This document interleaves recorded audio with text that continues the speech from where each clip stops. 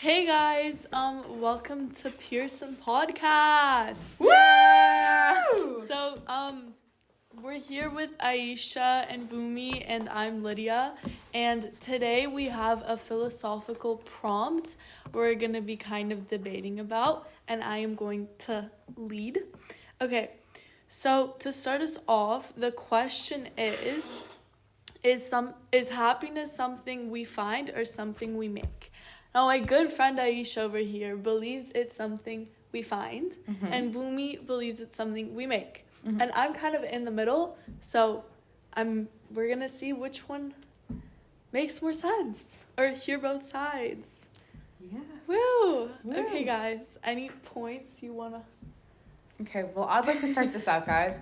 So, personally, I think the reason that happiness is something that we find, because, you can be happy on your own, but you have to, take the time to find it. For me, happiness can be as simple as sitting and drinking a cup of tea, right? But, for me, it's, I have to recognize that. Because sometimes if I'm just, sitting alone, I don't appreciate it. I don't recognize, I'm not having fun. But then when I, sit and I take a moment and I reflect on myself, I don't know, I find happiness in it. I find joy in it. And I'm like, okay, yeah, I'm alone, but, it's so peaceful.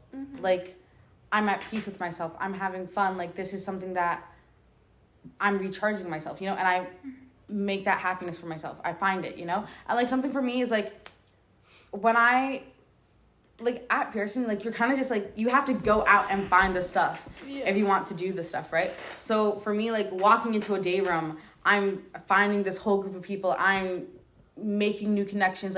I get to be with these people and just absolutely have so much fun, but I had to go out and look for that. It's not something that I just do, and I it's not something that just is created. So when you say that happiness is something we find, can you define what you mean by find? Is it something that you're in search of, or is it something that just comes into your life? To me, it's a bit of both. It's something that you have to search for, but at times happiness is there. You just have to put effort into realizing that. And that's what I mean by find. It's it is there, but you don't realize it. You have to find it. You have to define it for yourself. What is happiness to you? Okay. Do you want to share why you think it's something we make? I think your description was pretty solid, and I feel like what you were describing was rather making happiness rather than finding it. Personally. Why do you think this, Boomy? Because Lydia's laughing as well. And personally, because you're going out and initiating what you define as happiness, when you sit down and you're bored of everything, you're taking a moment to to kind of make happiness within yourself. It's not something's coming to you and you automatically have this whoa, I just found happiness. It's something you're kind of fostering within yourself. What would you guys define happiness as? Is it a feeling or an action that you do that leads to the feeling? I mean, for me, it's it just fills me, I can't even put a word to it. I can't describe it as a feeling, because it is a feeling, but it's not. It's something that kind of just makes me whole. And it's when I have true happiness, when I found it, it's I'm at peace. And I don't worry about anything else. I'm just in that moment, living, breathing, having fun, and just, I don't know, it's so complex and so deep inside of me. It's so deeply rooted. At my core, happiness is something that it feeds me. If I'm not happy, and I know a lot of people they're similar in that way, but for me, if I'm not happy, I am truly well down. I'm not good. I'm not okay, So I don't know. Interesting. Yes, happiness could be such a strong emotion, because I think it's quite different for each person, from what they get happiness out of to how they feel happiness. But also I feel it's quite risky to, I don't know, you said you'd kind of depend on happiness. And I think it's quite risky to do that because it's such an unstable, like unpredictable, like emotion, like kind of all emotions are, you know? Mm-hmm. Mm-hmm. But would you also say that, like, say, for example, you're surrounding yourself with things or people or just an environment that is positive, wouldn't you say that, like, gives you happiness? Like, is it something that, like, you make a conscious decision to, like, be in that environment? Yeah. Yes, like obviously if you're in a positive environment, automatically your like mindset would be a lot more positive than like if you were in a completely negative environment. But also I feel like for everyone, like no one's happy all the time. Like feelings fluctuate. And also there's been like studies where, you know, people in war zones have been their happiest because they kind of find that internal peace within themselves rather than like seek it outside. So. I mean, for me though, that's kind of what I do because like I thrive off of happiness. And what I mean by like if I don't have happiness, I'm not doing well. What I mean is that if I can't find happiness in something that I'm doing, if I can't find happiness just surrounding me, then I know that I'm truly not okay. Because even at my lowest points, I've been able to find something that makes me happy, something that brings me joy, you know? And that's the thing is that for me, happiness is something that is like, it surrounds us. It's there. It's never not there. You just have to look for it. You have to choose to stop turning a blind eye, because if you're always looking for bad things, you're only going to find bad things. But if you look for good things, then the good things, they may be so small, but you notice them more, you know? And it's not because the good things were never there and all of a sudden everything's going right in your life. No, it's because you stopped trying to pay attention to the negative. You stopped focusing on the negative and you started focusing on the positive and the good. And that's what happiness is to me, is that by focusing on the positive, I'm finding that happiness, you know? Yeah. And so would that then mean that happiness is a combination of finding and making it? Honestly. Yeah. Because again, I don't think I'm one way or the other. Like, for me, it's mostly finding, but I can see how it can be made, you know? Because, like, everything is, like, dual, you know? I don't think, like, nothing in this world, I think, is truly like black and white. One thing is one thing. Like there's no such thing. Everything has like at least two sides, right? So I don't know. I also think, like, to touch on, like, is happiness something we make? I think that you can often be in like situations or scenarios where you're not happy, but if you make it the best that it can be, then you could be happy. Like, say you have to go, I don't know, on a hike, but it ends up raining and you're like, oh no, like, I hate this, I hate that it's raining, but you like shift your perspective on it and, you know, think on the positive side, then you make it so you're happy. I want to give an example actually of like Pearson. Sure. Like, I think throughout at least my first year, like you do your best you can, but at some point you're like, hold up, I'm not really satisfied, or I'm not like completely happy. And you know, maybe it's because of like the number of connections you've made, like you expected to make more, or maybe it like you expected to do something great, or like, you know, start a club or make a movement, and that just didn't happen, and you're like, oh shit, it's almost the end of the year. I think like like happiness is made because then you notice like people like, you know, rapidly trying to like catch up on this whole year. And the sense that like they, you know, go and find people to talk to like more than usual, or go and like do more things. And so in that sense, like happiness is made. Yeah, I can see that. But also for me, I feel like when you're putting yourself out of your comfort zone and like you're shifting your perspective, to me that's finding. Because like to me, like in my mind, like the way that I see it is that like they're there. They're all there. There's so many opportunities there. You just have to find them. There's so many opportunities that you could go to, that you could interact with, and that by shifting your perspective and moving, like going and actually interacting with people, you're finding it.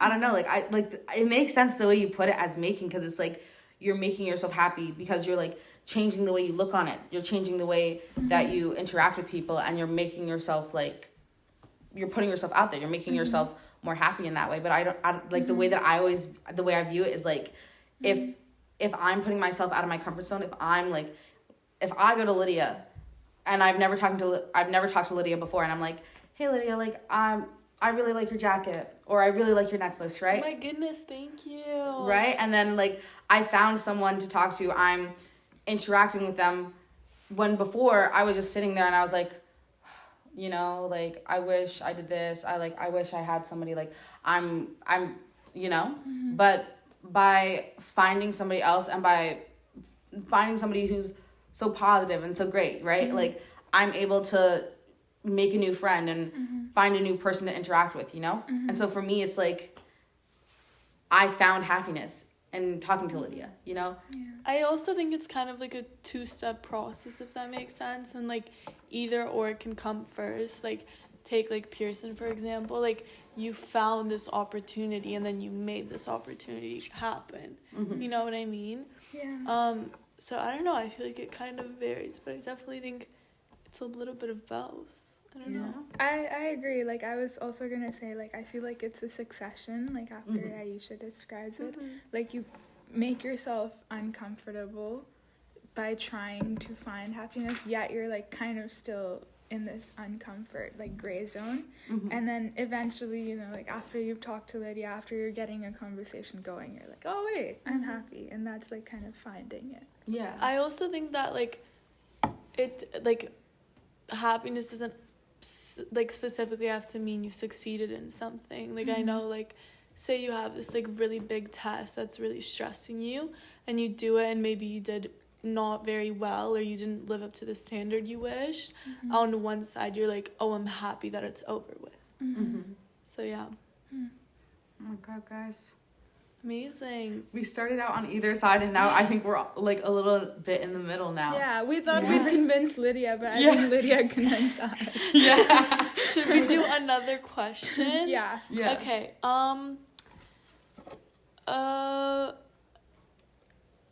Okay. Is change always happening, or are there things that stay the same? Sorry, let me read. Is change always happening, or are there things that stay the same? What side are you on, Boomy? It doesn't even have to be a side. Just voice your thoughts. Okay. Ooh. Well, I'll voice my thought. I think, Voice some girl. like, you can't say that one is happening without the other, because change is always happening. Like, things are always going to be changing, but that doesn't fundamentally mean that it's not the same, you know? Because, like, the trees, right, like, they change the color of their leaves fall down, but at the end of the day, it's still a tree, you know? It's still the same thing, right? And, like, for me, I find, like, I'm growing, I'm changing as a person, I'm meeting new people, I'm making new friends, but I'm still Aisha, you know? I'm still me at the very base of myself. I'm still the same, right? So I just think, like, I think that change is always happening, yes, but I don't think it's mutually exclusive, and that means that everything has to change all the time. I think that if, like, it's happening, but fundamentally, like, there are always going to be things that stay the same. Like, for my time here, I'm always going to be living by the ocean, right? Like, that's not going to change. When I'm at Pearson, I'm always going to have classes here, you know? Like, that's not going to change, right? But maybe, like, okay, say right now you really like the ocean. So, like, it stays the same, but, like, maybe internally one day you wake up and you're like, oh, my God, I hate that we're near the ocean because... I don't know, maybe you just don't like it anymore. You're like, you know what, I'm really scared of water. I really don't like the ocean. So then change is happening. Change is happening. Yeah. Yes. But I don't know. I feel like, you know, things stay the same in the short term. And I feel like the sense of, like, you know, you're going to stay near the ocean at Pearson, like, that's a very definite thing that you can say, like, oh, it won't change. Because even, like, you know, what year one of Pearson had this, you know? Yeah. But I feel like we change a lot in the sense that, like, I don't think, like, I'm not the same person I was, you know, during COVID. Or, like, even as I read my UWC application, like, I'd never respond the way I did, you know? Like, I feel like we're constantly changing and growing in a way, and it's, like, nice to shift. But then also, like, you know, in CALS, actually, we were having this debate on, like, kind of CVs, or like how we present ourselves in professional situations. But like for each job application, for each uni, for each question, like you're kind of like putting out a different version of yourself when it's still just yourself. And just for the people who don't know what CALD is, could you say what CALD is? Oh, good catch. It's the Climate Action Leadership Diploma at Pearson, and I'm in my second year. What? Okay, so now I have a question then. So, because could it be that maybe what we're actually asking is, do people stay the same, or are people always changing? Because I don't think like the question, like, to say like in general, is there always change happening, or are things staying the same? Like, I don't think that like really works. Like, you know, like I don't think you can have one without the other. So then let's say like, do you think that people are constantly changing, or do you think they stay the same? Yeah, I get what you're saying, and I also think that the question is like, when it says is change always happening, or are things always, or are things, or sorry, I can't see, or are there things that stay the same? Like, I think it, like, to me when I first read it, like it sounded like it was talking specifically about change and things that can change. Like, I guess everything in a sense can change, but like for the next while the ocean's always going to be here. Like that's not something that can change as easily. So yeah, I don't know. But Go. you know, you say for the next while, but you know, sea levels are bound to rise. Yeah. I don't know, like maybe there will be the next, what do you call it? Meteorite? Yeah. And then, you know, it won't be here. Maybe there'll be no water on Earth. Like, there will always be change, you know, and that's like, you can't disagree with it. But maybe it's like the time duration that you're expecting. Yeah, like that's what I mean. Like, I don't think that there are going to be things that stay the same forever. Yeah. So I'm like, what's the, like, time thing that you would consider something, like, to categorize it into something that would change relatively fast and something that would take longer, depending certain situations. Yeah, I mean, like, for me, I would say, like, when I mean forever, I mean my lifetime. Yeah. Like, by the time I die, right? Because I can't say, like, what the future might hold. But I'm pretty darn sure that we're not going to go extinct by the time I die, right? You know? You know, there's a thing that predicts that 2030 something will be the end of the world. What? Yeah. Okay. Well, guys, I'm fairly confident that we won't be extinct by the time I die. Okay. No, but I think that change is always happening, and it can be in different forms, and depending on what you consider like a change for you or for the things around you. Yeah. Okay. Respect. Yeah. Okay, guys. No, but I feel like we haven't really completed this conversation yet. What do you feel it's missing? Like, okay, you say that it's like you're kind of considering this question in the span of your life.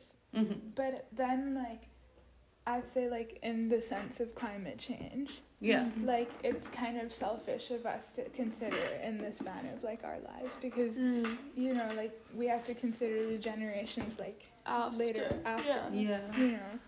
I mean, but also, like, for me, like, okay, I'm kind of playing devil's advocate, but also not. Like, for me, we should consider the generations after us, but, like, currently, guys, we are the young generation. Like, we are the generation that is being affected by our predecessors, right? And so, like, what we have right now is what we have right now, and, like, we can change it for the better, yes.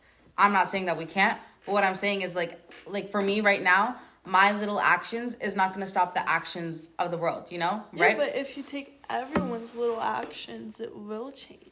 Exactly. Fab. But right now, I don't know how to put myself into words, you know? Like, I don't know how to say this. But it's like, for me, I'm considering in the span of my life, because there's things that I don't think will change by the time I die, you know? There's things that I hope will change. I hope will grow better when it comes to sustainability. I hope the world will become a better place where there's less poverty, right? And that is something that I will actively strive to change and push forward for. But at the rate we're going, I don't see that change happening. Like, you know? So you're saying that you don't think some things will change within your lifetime, but that doesn't narrow or limit it to things changing after whatever point that. Okay, yeah. Exactly. But, you know, I feel like that's kind of the problem of our. Sorry. No, you're good. You're good. Of our kind of world, or like the 21st century, is because like also like indigenous people, like they have always considered like the 7 generations before and after them, and like hoping that things will stay the same, that the 7 generations after they'll have the resources to survive.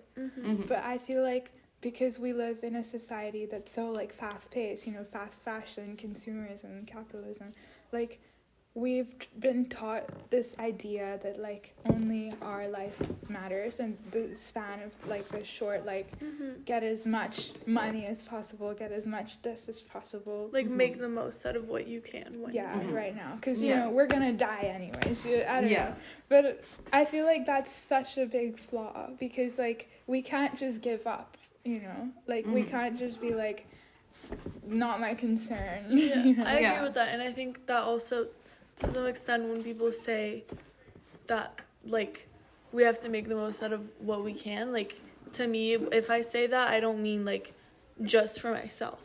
Like I mean I have to make the most out of what I can and what I have within the time span that I have, but not just for that time span, like for the years to come after that, or like whatever. Interesting. I mean, I don't know. I agree with that 100%. I don't know. I just think like there's certain things where it's like for me, like when you mentioned like the money. She doesn't agree 100%. I don't. Guys, like free space. Hey, free space. No judgment. Okay. Get those. I'm sure there's people that relate to you. Yeah, I don't know, cause like for me, it's like, for example, with like the money, right? Like we currently live in a society where we want to do better, but the vast majority of people cannot afford to do so. There are people living paycheck to paycheck who cannot afford to think sustainably or think about like the world. They have to focus on themselves and actually like living. And that's the thing, is like I think to say that like we should always be thinking of the generations after us, right? I think that's, again, like you said, how it's selfish to think only for your generation. I think it's selfish to always to push on other people, to focus on other people, because at the end of the day, like there are people starving, there are people who can't afford rent, there are people here who can't even buy a house. We have homeless people on the streets in Canada, and it's a massive issue that like we have to solve, but we can't put that on them. We can't put it on them to focus on other people and to focus on being sustainable, because they can't afford to do that. And I think that's why it's something that you have to like be careful with, because the thing is that it is a privilege to be able to live sustainably. It is a privilege to be able to shop at stores that only recycle all their products, right? To be able to afford recycled clothing, because at the end of the day, it's more expensive, right? And there's a lot of people who can't afford that, right?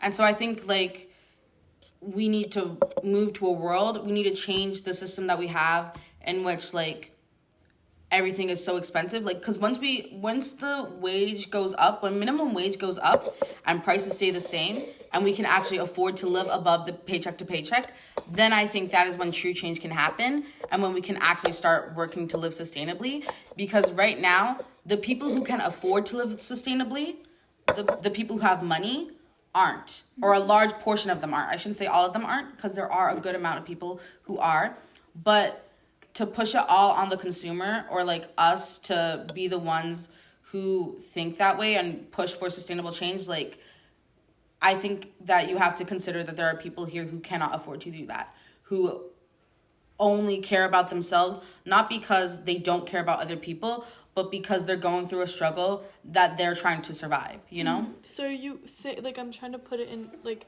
would you say that's more equity over equality or equality over equity? Honestly, I can't really tell you. Me neither. That's what I was asking. I was like, I don't know. I think, like, I want equality, but I think, like, right now we need to focus on the money. So I guess equity. Like, when we have equal pay and, like, people can actually afford to survive, then we can start focusing on the rest. Because, unfortunately, as unfortunate as it is, we live in a world that's driven by money. We live in a world where we have to pay to do to get things. And so once we actually, like, get onto that, we can push for change, you know? I think you bring up, like, really good points and, like, really valid points that, you know, even our world right now, like, really struggles to do.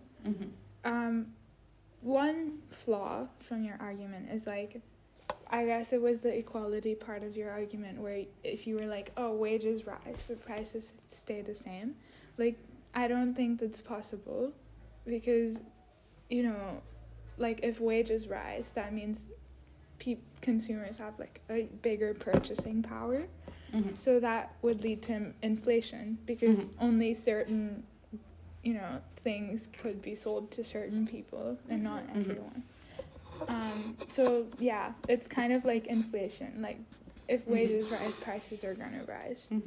And then number 2 is, like, I agree with equity in the sense that, like, it shouldn't just be the responsibility of, you know, the people that are struggling from paycheck to paycheck. You know, like, that's not their priority right now, and they need to, like, look at themselves and for them to survive. Like, 100% agree.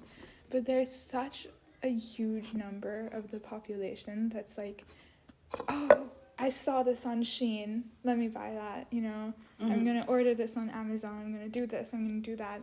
And I think, like, those are the people I'm targeting in the sense that, like, can you be mindful and, like, have this idea of, like, the 7 generations ahead of you? Like, you know, because businesses are always gonna exist and they want you to buy. They're gonna, like, be like boom, boom, boom. And I feel like it's our responsibilities as consumers to see where we stand, because, you know, the people living from paycheck to paycheck, they're not participating in fast fashion. They're not, you know, doing all these crazy things. Like, ideally they're, like, using up a really limited, like, circle of resources than, like, you know, these wealthy people who just, like, have everything. Yeah. So you're, to tie back to the original question, you're saying that or Aisha's saying that change is happening, but, like, deep within, some parts stay fundamentally the same. Okay. And then you're saying that change is always happening, but sometimes not for the best. Or, Wait, Aisha was, but things don't fundamentally stay the same? Yeah, or feel free, I don't, like, No, yeah. Your statement is your statement. I'm just trying to understand. Yeah, I... Like, what would your answer to the question be? It was more of, I guess, a response to what Aisha was saying. I get, like, so passionate about it. Of course. But tying back to the change, like, I feel like it's just always happening, and I don't even actually know if things would fundamentally stay the same, because they're always... It's always moving. It's always changing. Oh my gosh. Amazing. Okay. So, thank you guys. Smash that subscribe and like button. We'll see you next time. Yay. See ya. Bye-bye.